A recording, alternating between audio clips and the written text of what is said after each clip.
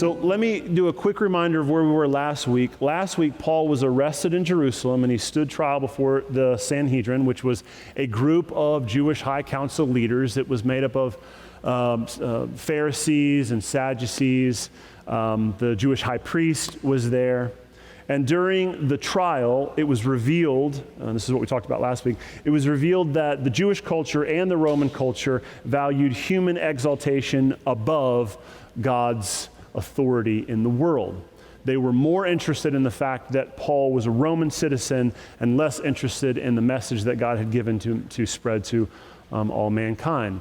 And the Jewish high priests and the high priest and the Sanhedrin, they were more interested in following their own personal laws that they had set up around God's laws than listening to anything that Paul had to say. And we looked at this issue that humans always have, where we have a desire to elevate our preferences and our ways of life and our things that we think are important above God's standards and God's authorities, and how the Bible sees that as human exaltation. We're exalting humanity above God, and we're saying that it doesn't matter if you got it right or wrong. What we have to say about a thing is more relevant, and therefore we'll listen to that and not what he has to say. That's what kind of came out last week. And out of that, the culmination of human exaltation was that we're not going to get Paul to stop talking about what he thinks is important, which is what God says is important. So the best course of action is just to take him out. We're going to remove him. And so a group of 40 guys got together and they hatched this plot where they agreed we're not going to eat or drink until Paul is dead. We're going to try and kill Paul. So the best way to solve this problem is just get Paul, just remove him. So that is essentially where we ended up last week. He left Jerusalem and ended up in a city called Caesarea. And before we get into Acts 24, where he is in Caesarea, I'd like to give you a little bit of context for some of the things that are taking place. And I apologize because I probably should have done this sooner. As soon as we started talking about the temple, I should have given you some context for what the city and the temple looked like. So we're going to rectify that today. I want to give you some context for what the city looked like, where Paul was when some of these events took place, and I want to show you a map of how we got from Jerusalem to Caesarea. And if you are on Slack, I posted a video earlier this week with some footage of Caesarea today. There's some amazing archaeological discoveries of what the city looks like. You get a context of probably what the city would have looked like while Paul was there. And you also got to listen to this guy with a very sexy voiceover say all of it. And I apologize for that, but he's just like, Caesarea, the crown jewel of the new... I'm like, man...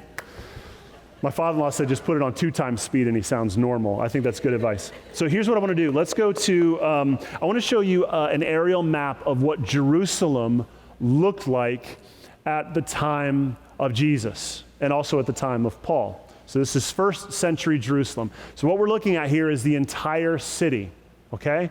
Now some of these dots on here, you won't be able to see like what this is. So I'm going to post this later so that you can get a closer look at this. But just for context, this is about the size of what the city looked like. And just to kind of help you understand for scale, there's not a banana I could put up for scale, but something that might be helpful would be like maybe a football field. So a standard football field, 100 yards, that's probably about like this corner right here. Okay? Just for scale. So what we're looking at here is there's this outer wall, right? And then there's people living in here in the city. You've got the Mount of Olives up here overlooking the city of Jerusalem. And then right here, this big structure is called the Temple Mound. Now, what's interesting about the Temple Mound is this is the location where they rebuilt Solomon's temple. So just a quick recap of Jewish history, you've got Moses and the Israelites are coming out of bondage. They have this tent, which is called the tabernacle. They're wandering around the wilderness. They eventually come into the promised land. They set up the tabernacle. Eventually David comes along. He wants to build a house for God, a permanent place. God says, I'm going to have your son do it. So his son Solomon builds the first temple, and it's essentially a large representation of the small tent that they traveled around in the wilderness. And this is kind of what it looked like. It was on this big structure. This is the surrounding area, and then this would have been the temple. It got decimated when the Babylonians came in, and then under whoever took over the Babylonians, they were released, Israelites were released to come back to the promised land and rebuild, okay? And so that's essentially what we're looking at here. They started rebuilding this temple. You can read about it in like the book of Nehemiah. They started rebuilding this temple, and then right around about 50 years before the turn of this, before Jesus was born, I guess, Herod the Great came in and he started making modifications to it. And he just went over the top. And he started adding to this structure here by adding all of these structures here. And so what you're looking at is it's a multi-tiered structure. You've got, this is kind of raised up on a couple floors. So down here you've got entrance ways in here to get in, and then there's kind of these walkways, kind of think of it like an escalator in an airport where you're like going up to the second story. And then you come out into this big open area.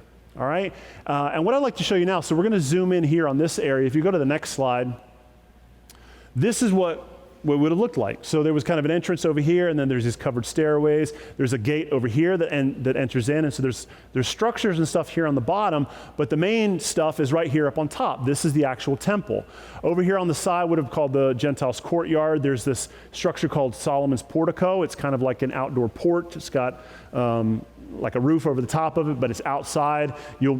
As you read through the early parts of Acts, a lot of things take place on Solomon's portico.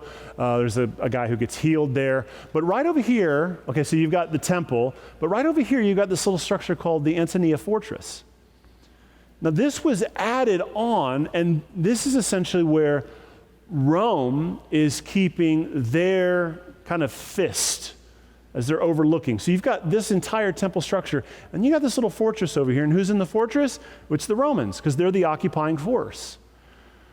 And so what happens when Paul comes back to Jerusalem and a big ruckus starts coming up, he's out here in the Gentile courtyard. He had come into the temple, be purified, but he's out here in the Gentile courtyard, and some of the Jews from Asia start raising issues with Paul, and a huge mob is formed, and it starts over here in this area. Now, what I want to do is I want to zoom in on this Antonia Fortress. If you go to the next slide.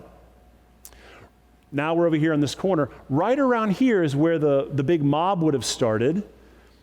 The Romans grabbed him, they pulled him up, he gets up to the top of these stairs, and right around here in Acts 21:40 is where Paul addresses the people.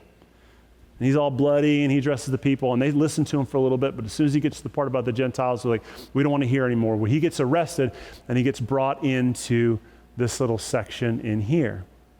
And so this is where most of, he was being held down here in this area. He was brought out of this area to go over and meet with the Sanhedrin, and it didn't go well. And so this is where he was located before the night that his nephew came and said there's a plot to kill Paul. And so what they do is, Paul says, go and tell the guy in charge. He doesn't like it. They put together an army of like 200 guys, and they take Paul out of Jerusalem, out of this area, and they head up to the city of Caesarea. And if you go to the next slide, this is the map from that he took that night. So it's the middle of the night, 200 guys, they're over here in Jerusalem. They head up this way. They stop in this little town called Antipatris. And then the next morning, the rest of the guys take him up to Caesarea. Now, Caesarea is a really, really cool place. It's this kind of beach town. It's sitting right on the Mediterranean Sea. It's kind of stony, but it's also got sand everywhere. It was essentially kind of like the retreat vacation spot for Herod, and there was also a ruling area there for whoever was the governor over the Judean region. And at this point, it would have been Felix. So Paul gets there, and that is essentially where we pick up the story. Last week, he arrived in Caesarea, so he's here, and today we're going to pick up what happens while he's there. You with me? Let's get to it. All right. So go to Acts chapter 24, starting in verse 1. So he's in Caesarea. And it says, after 5 days, the high priest, Ananias, came down with some elders and a spokesman. Just a quick pause. I just showed you a map where Jerusalem is actually south of Caesarea, but every time you read about it in the New Testament, people going to and from Jerusalem, you were always going up to Jerusalem, even if it's south from where you are. And the reason why that was is because Jerusalem sat up on a hill, but also the temple was in Jerusalem. And no self-respecting Jew would have discussed going to the temple of God in any other terms than going up to the temple of God. Okay, we'll also cover that when we get into the Psalms of Ascent message series, but the reason that's come up a couple times, I just want to reference that. And some of the Romans, they catch that language too. Even Caesarea is north, they'll say, I'm going to go up to Jerusalem, and I went down from Jerusalem. Or I went down from Jerusalem to Caesarea, even though it's north. So just a little side note. So some of the elders and spokesperson, one of them, Tertullus, came and he was speaking. He said they laid before the governor their case before Paul. So we've got a trial before us now. All right, so imagine Paul sitting there in a courtroom, and you've got the Sanhedrin. They've come down from Jerusalem, and they are there to cite their case on why they think Paul should come back to Jerusalem and he should be tried there. And Felix is the governor at the time, and he's listening to this case. Verse 2, when he had been summoned, Tertullus began to accuse him. And this is how Tertullus started off his argument. Since through you we enjoy much peace, and since by your foresight, O most excellent Felix, reforms are being made for this nation, and in every way and everywhere we accept this with all gratitude. You see what he's doing? He's buttering him up. He's flattering him. To detain you no further, so I'm going to do you a favor. To detain you no further, I beg you in your kindness to hear us briefly. For we have found this man a plague. He stirs up riots among all the Jews throughout the world, and he's a ringleader of the sect of the Nazarenes. He even tried to profane the temple, but we seized him. So by examining him yourself, you will be able to find out from him about everything of which we accused him. And the Jews who were there also joined in the charge, affirming everything as so.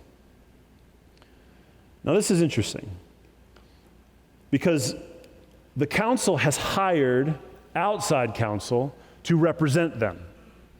This guy, Tertullus, he was probably a Hellenistic Jew, definitely well-versed in the communication style of the time, which always led with flattery. This was a big part of Roman oration. The idea that if you're going to get your audience to listen to you, you have to earn the right and establish your credibility, and one of the best ways to do it is flatter the people. You guys are smart folks. You're brilliant. Some of the best church people who've ever sat in church chairs before. You see, yeah. I see what you're doing, but a little more. He begins with flattery and essentially is arguing the case that this is not worth his time. And he throws out some accusations here. He says that he is the leader of riots, that he is the leader of this sect of Judaism called the Nazarenes, and he profanes the temple. But what's interesting is that this guy doesn't offer any evidence. He only offers accusations. He leads with accusations because his goal is not to seek the truth. This is important. He's leading with accusation because his goal is not to seek the truth and to discover whether Paul is or is not in the right. His goal is to get custody of Paul so he can kill Paul. That's the only end goal. This is the reason why there is no evidence introduced into this case, and everything rests on accusations. And I think it is helpful for us to consider the way that this argument is being framed, because I think if there was ever a time in history where we should probably pay more attention to the arguments that are being made before us, on whether they contain accusations or actual facts. Because if somebody is arguing a case based off of accusation and not fact, it always has this way of revealing the ulterior motive. And I'm saying this because I think it should color the way you watch the news. But I think it should also color the way that you process your own thoughts. Right? Like, I'll go there. I'll say most of the news isn't based on fact, it's based on accusation. And the reason why is because there's a motive. The motive is not to seek the truth and reveal the truth, because no one likes what the actual truth is. The goal is something else. And I'm not here to discuss what the goal is, because there's lots of different goals for wanting to disseminate misinformation. But the goal of most of society when they broadcast information is not fact-based, it is accusation-based. And the reason why that is because the end goal is not to seek fact and change lies. The end goal is to further an agenda. You following me? But we can't just leave it there. Because this goes even deeper than just what other people are doing. This infiltrates the very way that you make decisions today. And what I mean by that is, if you're thinking to yourself, I don't like that person. I don't want to be in community with that person. I don't want to give that person the benefit of the doubt. Start asking yourself why you're jumping to that conclusion. Well, this person said this, or they did that. And we start in our minds, start rationalizing these accusations. It's almost like in our own head, we become this lawyer that's prosecuting this other person who is not giving any defense. And what's interesting most of the time is that we never consider actual evidence. And I do this often in counseling appointments where somebody will say, I have this issue with this person. All right, awesome. Then walk me through the very specific things that this person has done that has led you to this conclusion on this person. Well, I just kind of feel like blank. I just kind of think this. Well, I got bad news for you. Your feelings and what you think, those aren't facts. Has the person actually committed this offense? No, but I seem like they seem like one of those kind of people who would. Do you see how we, even as transformed, called people of God, fall into the same trap of what these folks are doing here in the courtroom? Imagine your mind is a courtroom. You start rationalizing unchristian behavior because your entire case is built off of accusation and not actual biblical facts. And even if the person, you can cite these specific facts, that does not necessarily lead you to whatever conclusion you would like to make on a matter. There are still the facts of the Word of God informing what you are supposed to think and what you are supposed to do that is often contrary to what you think you should be doing and what you should be thinking. Are you following me here? Now this is rough water, because the moment I start talking like this, everyone's just like, I know how you vote. I know what TV shows you watch. I know how you're registered to vote. I know how you think on these 1, 2, 3, and these 4 issues. The problem with that is exactly what I'm arguing for. The fact that we take concepts or ideas, or we just assume things about people, and we turn those into facts that form how we're going to treat other people, when many times it is the complete opposite of what you have formed in your mind about that person. And so the question we have to ask ourselves are, why am I forming these opinions that are not necessarily based on facts? Oh, is it because I have an ulterior motive?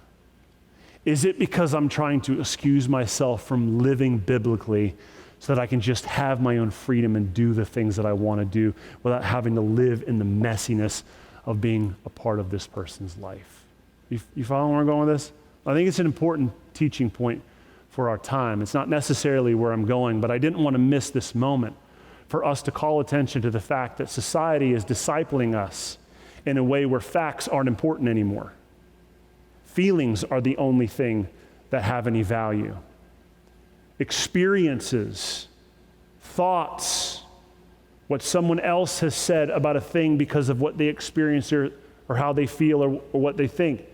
That's become the foundation for the things that we're building society on, and it's sand. It's not solid rock.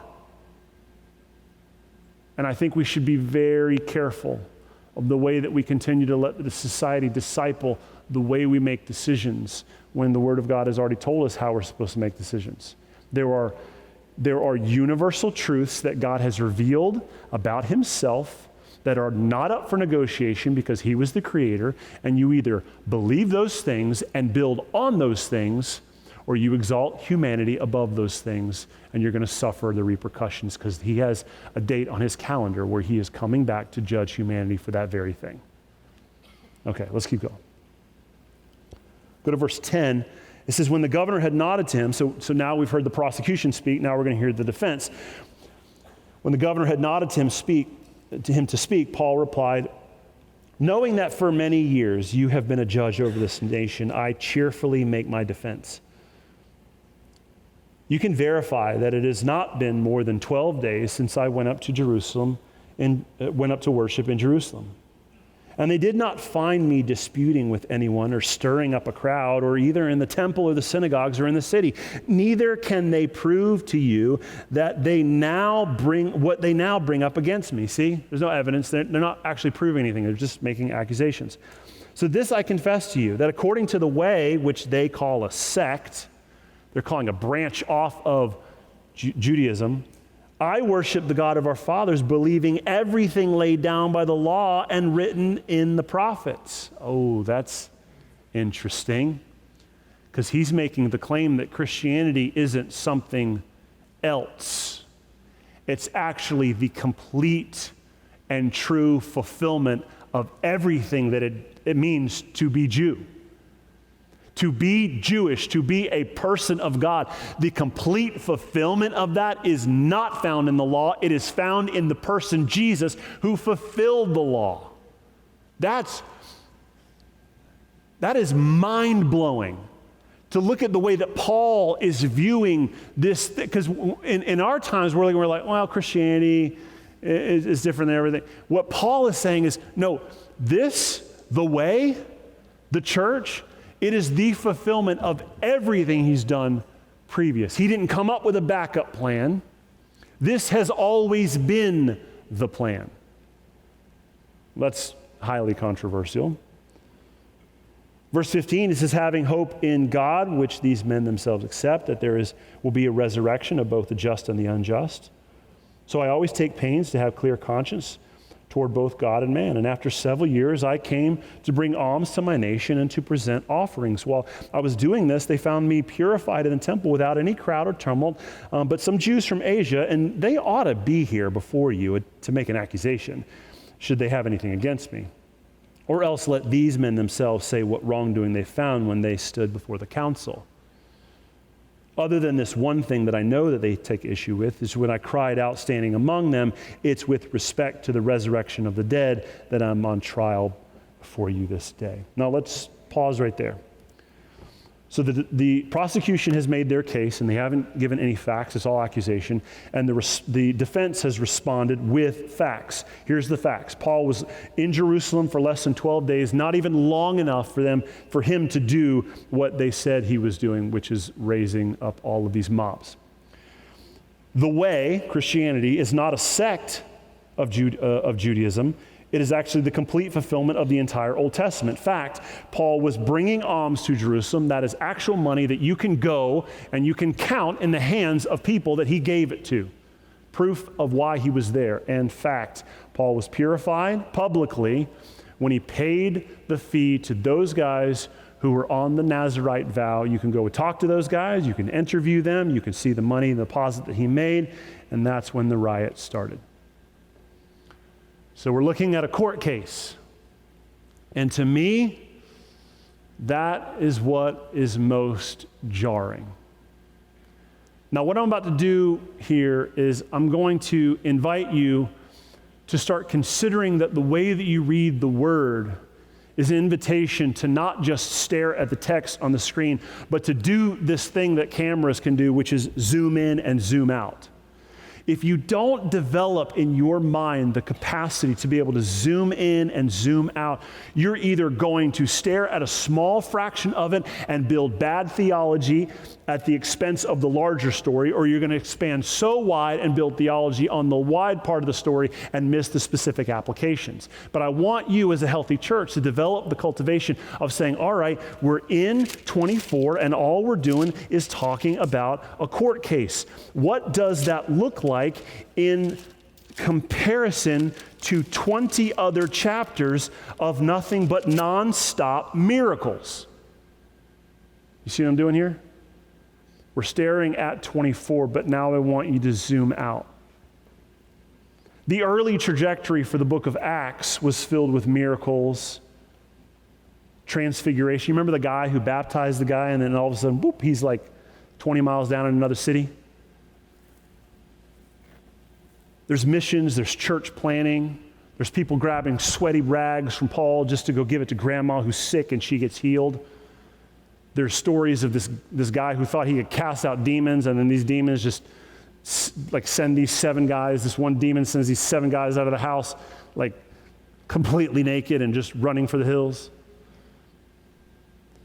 We have got some miraculous events. You remember Pentecost? Remember mass salvations? You remember Paul coming into a town and preaching the gospel and whole families getting saved? You remember Peter having this vision one day of this food he can't eat, and then as he's having the vision, there's a guy at the door saying, hey, God told me you were having a vision. Yeah, actually was. And he goes to Caesarea and he witnesses to Cornelius. Pretty miraculous events taking place. And now we're staring at Acts 24, and it's a courtroom. And there's suffering, and there's trials, and there's politics, and there's long periods of waiting, and there's nothing but court cases. It is easy for us in comparison mode to say, well, it sure seems like God was moving at the first half of Acts, but it doesn't seem like he's moving much anymore in the second half of Acts. And that's exactly how you can treat your own life. It sure seems like God was moving when I was younger, or it sure seems like God was moving in that old church or that old season with those old friends and that old thing, but it just doesn't seem like God's doing a whole lot right now.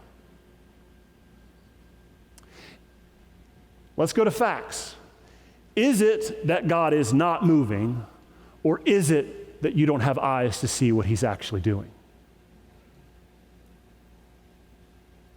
Because what we're about to see is not God has stopped moving. We're going to see him moving in a different way, and in a way we're often very uncomfortable with because it is boring and normal.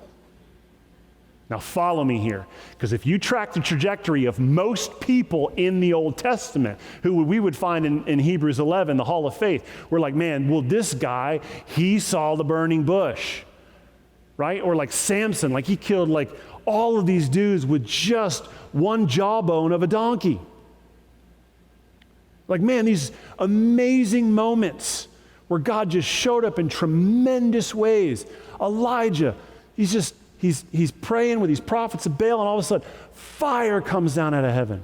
There's these huge moments, and we're like, man, I want to live my life for those big moments. Well, guess what? You read the entire Bible, and you find out that most guys had 2, maybe 3 big moments in their entire life. So the question is, what else filled their life? If you look at a guy who lived like 80 years old, and the Bible records 2 really miraculous, profound moments where it is clear to everyone God showed up and did a thing. What happened to the other 79 years of his life where there is no miraculous moment happening? Is God not working unless it's in a huge miraculous moment? No. He's working every single day while you're sitting in traffic. Like, no, he's not. No, he's not. Yes, he is. He is forging something on the inside of you that we as a society has lost, which is called patience.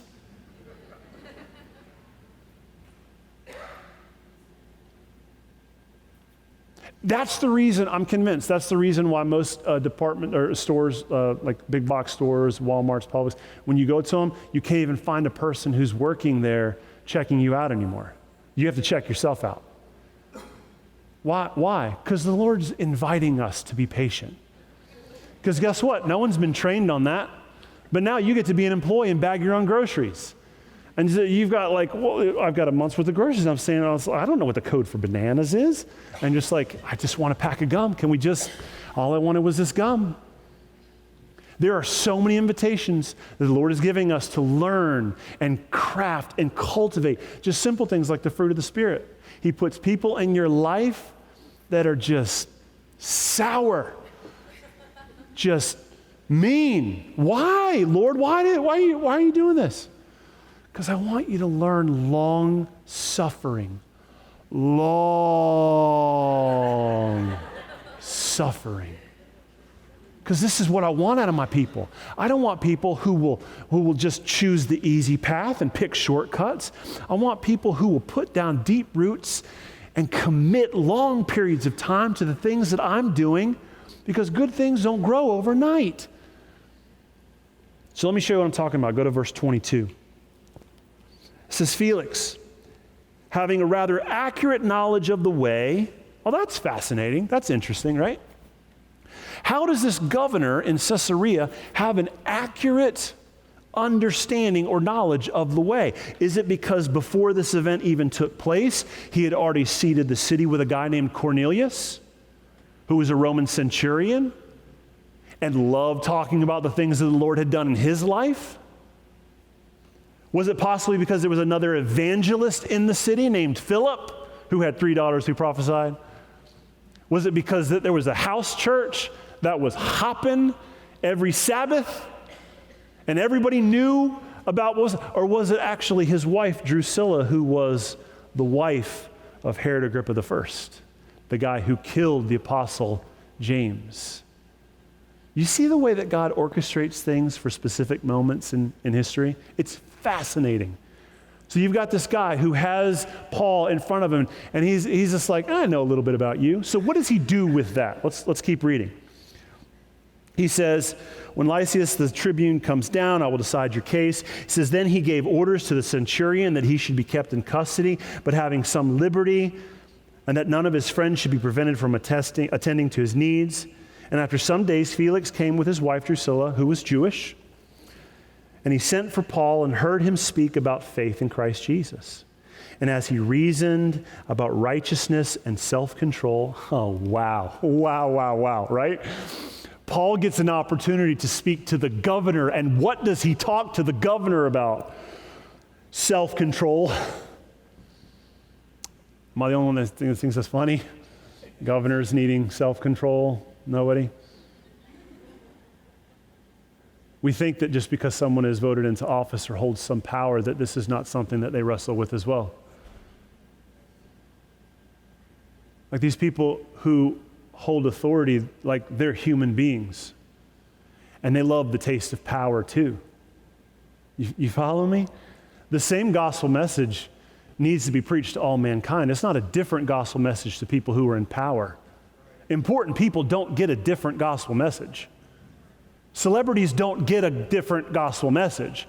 Everybody gets the same message. Repent and turn to Jesus. It doesn't matter how important you are or how much power you hold. So Paul knows this, and he's preaching to this guy, and he starts reasoning with him about righteousness and self-control and the coming judgment. And what is Felix's response? He is alarmed. And he says, go away for the present, and when I get an opportunity, I will summon you. At the same time, he had kind of hoped that money would be given to him by Paul. So he sent for him often, and they conversed with him. So following the trial, Paul is in Caesarea, and he's meeting with the governor and discussing Christianity regularly. And I got to give you a little background on this guy named Felix, okay? So him and his wife Drusilla, Felix was born a slave. Him and his brother were born as slaves in the Roman culture, and a future emperor's mom saw fit to set them free, so they won their freedom. And in that freedom, so this guy named Felix, who was born a slave, now became a free man, rose into prominence and power, and got this assignment as governor over this region in Judea.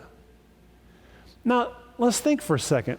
Is there another story in history about the value of being born as a slave and then someone purchasing your freedom only to rise to something that was previously better than your old life? I'm telling you, the gospel message was interesting to Felix. This is why he was familiar with it, because he's hearing his own story in the gospel presentation, probably by guys like Cornelius and Philip. But here's something else. His wife Drusilla, she was the daughter of Herod Agrippa I. He was the guy who murdered the apostle James earlier in the book of Acts. And at this time, she was about 19 years old and on her second marriage. Yeah, times were different. Times were way different. This won't even be her last marriage. They'll both be married again after this. But the way that they got together was that Felix was married to somebody. He didn't really like his wife. And Drusilla was married to somebody. She was young, didn't really like her husband. And so Felix and Drusilla kind of fell in love at one of these Roman parties. And Felix started writing love letters to Drusilla and asking her to leave her husband and come marry him. And she did it. And she moved to this resort location in Caesarea right on the beach, and she's probably thinking she's got her perfect life, and they're throwing parties, and they're this young cosmopolitan couple. They liked popularity and prestige. And then there's this guy who shows up, and he's preaching a message of righteousness and self-control and the coming judgment. And the word that we're told that Felix, his response to this message, Felix was alarmed. That word in Greek is emphobos, and it means, it refers to the panic experience in having to flee from an overpowering force. See, it wasn't just like, oh, that's quite a message. He listened to Paul's message and he realized that his entire way of living would have to change if he followed Jesus. That what was being required of him meant that he could no longer be who he was. He would have to let that person die, and his wife would have to let that person die, and all their cosmopolitan parties and all of their social statuses, all of that would have to die because they would be trading it in for something eternally more great, more valuable. So what did Felix do? Well, he didn't repent. He kept on asking Paul to come back. They conversed often, and his motive for this ultimately was he wanted Paul to pay him off. And I'm bringing this up because I feel like it's evidence of the way that God is working in normal life. Why are we having to read about a court case and Paul being in prison? Because we need to see that God thought it valuable to put someone in Felix's life to preach him the gospel. God loved Felix so much that he sent him a man to tell him the truth, even though Felix didn't want to hear the truth. So here's what we've got. You've got these big starstruck moments in the Bible and that we could probably identify in our own individual life, these huge moments that you just can't miss, that you don't really need a master's degree to say that's got God's fingerprints on it. Of course, it's God parting the Red Sea. No other way about it. We have eyes to see that. But do we also have eyes to see God's fingerprints on a coworker's broken marriage? Are we so trained to be able to identify the things that even non-believers can see are God, is God working? Are we so trained on that we've become deficient in actually being to identify the ways and the things that God is doing in our own individual lives, which includes our families? Are you so interested in what God is doing outside of your home that you have ignored what God is doing inside of your home? Do you even know what the Lord is speaking to your children about? Do you even care? Are you more interested in what he has to say to somebody else's children, that they need to hear this and they need to do this, that you're missing what he's trying to speak through you to your children? Are you more interested on somebody else's failing marriage? Are you fixated on that at the expense of your own marriage falling apart? Are you so convinced that God is only working out there that it is impossible that he could be working right here, right now? These little moments are the things that I think that this text is inviting us to consider.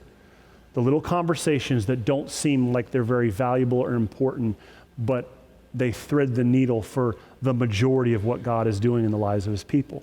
Now jump down to 27. I want to finish out this in 12. He says, when 2 years had lapsed, Felix was succeeded by Porcius Festus.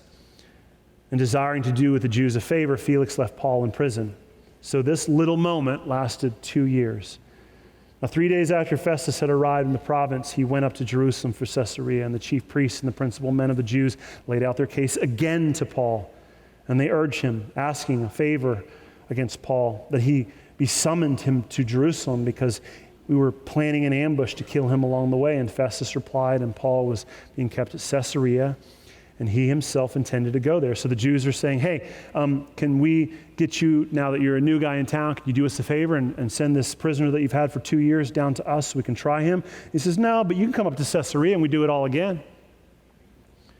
So he said, let the men of the authority among you, this is verse 5, go down with me, and is there anything wrong about the man? Let him bring charges against him. And after he stayed there for a little while, about 8 or 10 days, he went down to Caesarea, and the next day he took his seat on the tribunal and ordered Paul to be brought. So they took him up on his offer.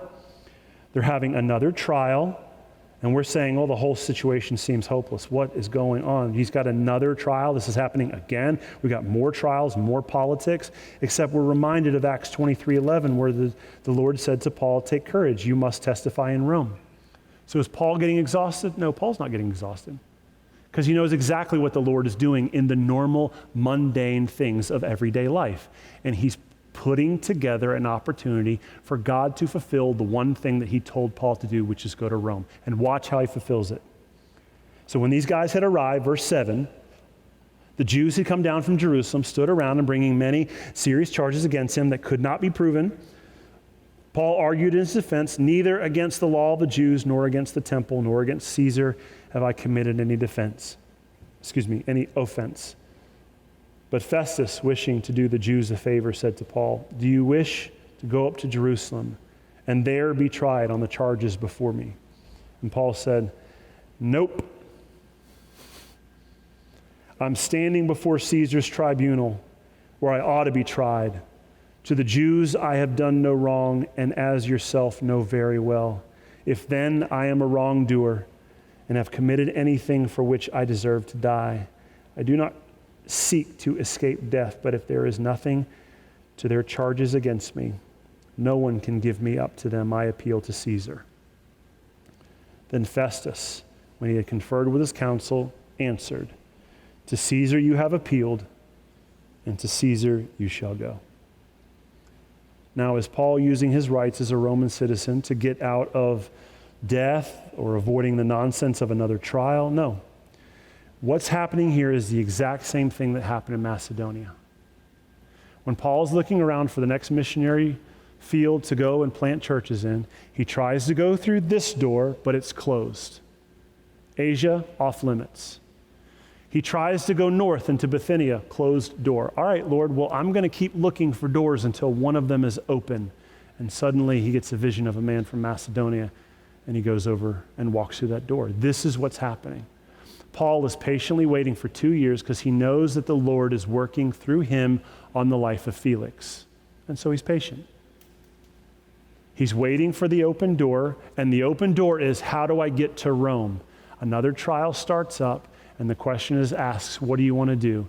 And he says, I'm going to use my right to appeal to Caesar because that will get me to Rome.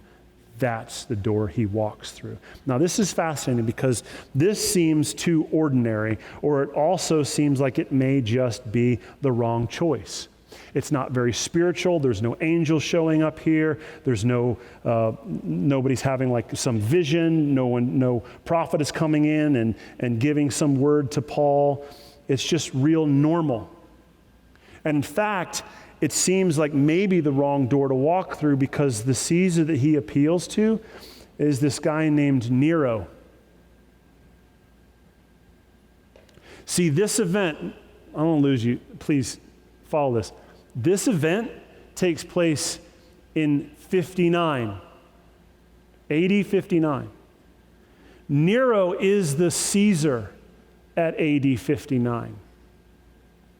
In AD 64, a fire breaks out in Rome, and Nero blames the Christians for it and goes on a rampage, persecuting Christians, taking human beings, Christians, and putting them on the side of the road and lighting their heads on fire to make them as human candles to light the way into the city. He feeds them to lions. This is the same guy Paul is appealing to. And it only took 5 years for the entire climate of Christianity to descend that quickly. This is the decision. This is the door Paul is walking through. And so I'm making this statement today because I have one goal for this message, and it is to argue one case, and that it is God is clearly moving in some of the most ordinary, boring, normal life events that you could possibly imagine. And if you choose to skip over those events, you will miss what he is doing in your life. If all you're trying to do is find out how you can spend less time with your kids, you are going to miss the things that God is doing in you and through those children. Follow me. There are few things in this world that are greater at growing your faith than parenting children. And if you just say, I'm going to have someone else do that because it's too messy and I don't have time for that, then go ahead and just know you have now capped your faith. You will not grow beyond the things that you have told God, I'm not going to do. Now, this is the ugly truth, because as Americans, we think we can have everything. We can do it all, and we don't have to make any compromises, but that is not the truth. Every time you say yes to something, you are without even realizing it oftentimes saying no to something else. You can't, listen, the Bible is clear. You can't have everything. You can't follow Jesus and also satisfy your flesh. You can't shepherd your kids well and raise them in the ways of the Lord if you're not there to actually shepherd them in the ways of the Lord. If you're not, and I'm not talking about being there every second of the day. What I'm talking about is being so present in their life that you continue to earn the ability to speak into their life even as they continue to grow, so that they are the ones that they bounce ideas off of you rather than running to Google to see what the world says about a specific issue. But that doesn't happen just because you paid for some massive Disney vacation one time. That happens because every single night, everybody is sitting around the dinner table talking about their thoughts and their feelings and the events of the day. Now, look, there was a time when this wasn't radical. There was a time when most people did this. But we have injected so much of our life and our consciousness into our phones and things outside of the home that we have stopped seeing the value of discipleship within the home. And I'm telling you that idea was birthed in here.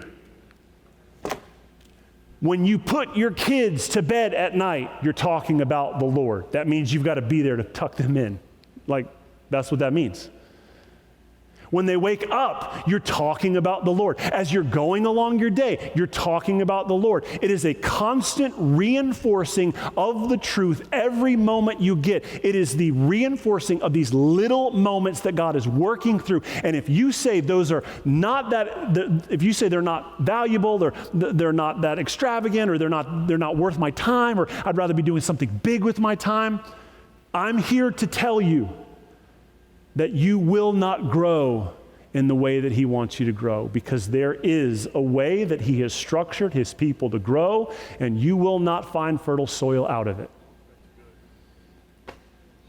I wish I had something different to tell you. I wish I had good news. I wish I could just pat you on the back and say, everything you're doing is great. Just keep on doing it. And if you want to take on 9 more things, do it. You can do anything you want. But the truth is, you can't do everything you want. You can't be anything you want. You can be what God has created you to be, or you can exalt yourself above his plan and be whatever you want to be, and there will be eternal punishment for that. That's what this says.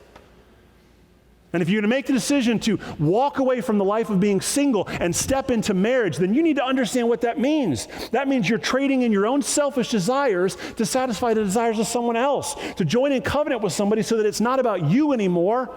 It's about joining in covenant with somebody else. And the fruit of that sometimes is children. And what that means is that your life isn't about you anymore. And that's good news. That's great news. But somebody else told you something different. Somebody told you that you could get married and you could still do your own thing. Somebody told you can have kids and it doesn't matter. You can still spend all of your disposable income on your own hobbies and your own things, and it doesn't really matter. Somebody lied to you. I'm here to tell you the truth. And the truth is that God is inviting you to join him in the most normal, everyday moments of life, and to fix your eyes on him in those moments. We as a people have to stop chasing experiences and just enjoy the fact that we are God's people.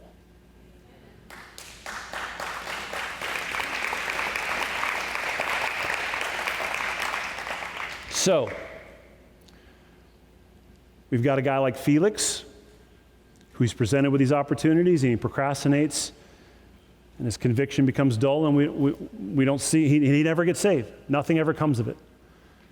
We see these moments like Paul, where he is not just looking for these miraculous miracles that are cornerstones of his ancestors' faith. He's seeing God moving in the most beautiful, mundane, normal aspects of life. And the invitation for us today is to ask the Lord to give you eyes to see him working in the little things. Can you see his fingerprints in the little things? You see him moving at work. Can you see him moving in your kids' lives? Can you see him moving in your spouse's life? Can you see him moving while you're sitting in traffic? Amen? All right, let's pray.